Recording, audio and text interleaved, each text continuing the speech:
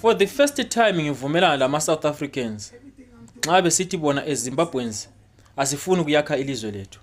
Azikho impawu ezikhombayo ukuthi anytime soon we will be ready to build our own nation. Thina sesakubona kuyinto enhle ukuthi sibe iziphepheli kwamanye amazwe. Sibeke sibhoda nje siphila kwamanye amazwe. Thina asisiboni isidingo sokuthi kumele sibambane siyakha ilizwe lethu.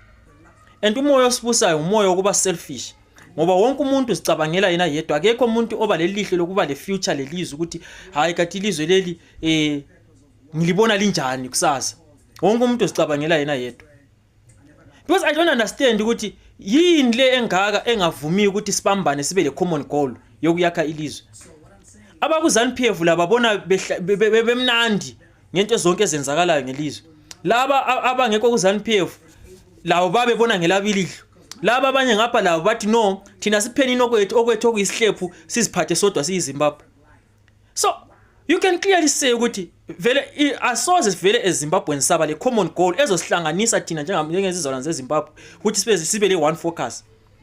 And we are not ready unless kuyenzakala eminye imhlolo engenzeka mhlawumbe. But as these things stand right now, we are not ready at all. Because you cannot tell me ukuthi right now ngendlela inkinga ezisihlasele ngakhona uyokuzwa omunye umuntu athi mina mphanini sami isihlephu ngedwa ngiziphathe ngihlale ngedwa. Omunye athi hayi vela kulanto efuna ukulungiswa lapha zonke izinto zi right mina ngi right ngikhona lapha engikhona nxa lifuna ukulungisa lungisani lodwa. So uyabona nje ukuthi hayi we are not ready. And one thing for sure ukuthi iZimbabwe ayikho lokuzeni ayikho bad to an extent ukuthi asingathwa beyond repair. iZimbabwe phela idinga ifocus yokuthi abantu bafocus befesa lento eyi1 babe le one common goal ebahlanganisa bonke. And if wonke lokho kumele kuyakhele phezulu kweunity, without unity angeke safasaba le common goal. And this Zimbabwe ufuna ukutshela something. Yabona le Zimbabwe le nga uthiwa kuyenzeka imhlolo kuthi ama South Africans athathu azofakwa lapha eZimbabwe, ama Zimbabweans athathu ayifakwe eSouth Africa within 1 year.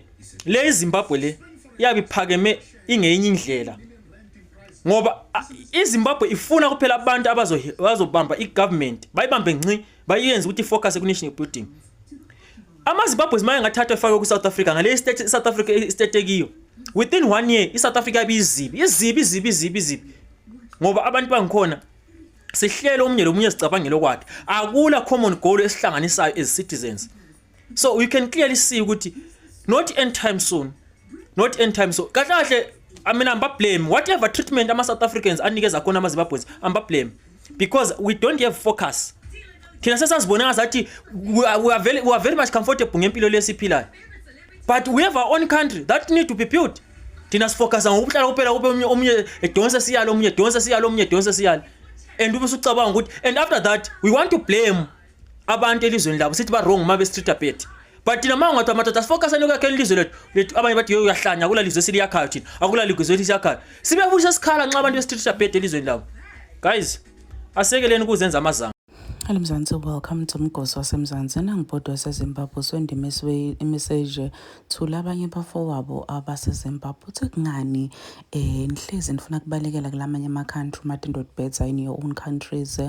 Uthi kungani nibalekele South Africa uthi ucala kubona ngalokuthi ma South Africans are right kahle because why are you guys cowards and baleke if into dingahambi kahle country yenu? Uthi why ningahlali in your own country nihlangane nibembumba nilungise level lenu kunokuthi nibalekele kulamanye ama country. Lo bot lo hleza khona matindo ledakhako lapha enkundleni yokuxhumana asho ukuthi ama South Africans ngokuthi xenophobic but nani ngalesinye isikhathi niba too much kuwo ma South Africans because niyabaleka kwenu mave but nifuna kutosha imithetho la South Africa kube ninihlulekile kulungisa your own countries. Please do comment your thoughts down on the comment section. Don't forget to hit the notification bell. I'll see you on the next one. I'm signing out. Goodbye.